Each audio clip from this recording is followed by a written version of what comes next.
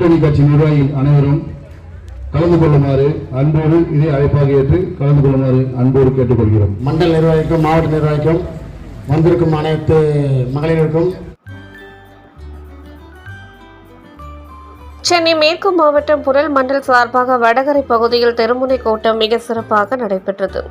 இந்த கூட்டத்தில் திராவிட முன்னேற்ற கழகத்தின் சீரிய முயற்சியால் மக்களுக்கு ஏற்பட்ட சோதனைகளும் வேதனைகளும் நினைவூட்டப்பட்டு மீண்டும் திராவிட முன்னேற்ற கழகம் ஆட்சிக்கு வரக்கூடாது என்கின்ற சபதத்தை ஏற்க வேண்டும் என்று பொதுமக்களுக்கு அறிவுறுத்தப்பட்டது.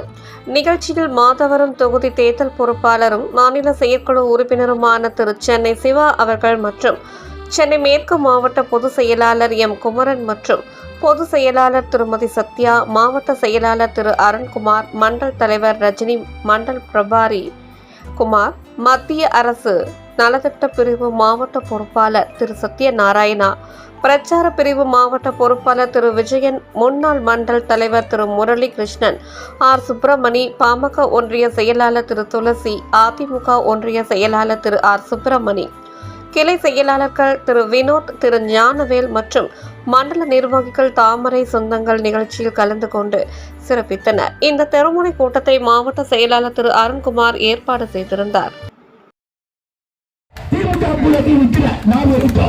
சிறுபான்மைக்கு தமிழருக்கு எதிரான கட்சியோடு நீ இருக்கிற திருமாவளவனே ஞாபகம் வைத்துக்கொள்.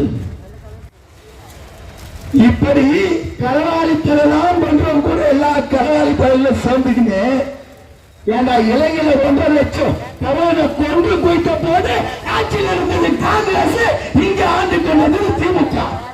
அப்பேற்பட்ட களவாளி பயில தமிழை பத்தி பேச நபார் வங்கியில போட்ட பணம் பிரதமரே தலித் மக்களுக்கான ஒடுக்கப்பட்ட மக்களுக்காக வங்கி கணக்கு கொடுக்கிறதுக்காக நபார்ல போட்ட பணத்தை தூக்கிதான் உன் தலைவர் ஸ்டாலின் 5000 ரூபாய் வங்கியில போட்டிருக்காரு. இதை கேட்கறது கொடுக்க வட்டி இருக்குதா? யாரு தலித்துக்களுக்கு எதிரான கட்சி?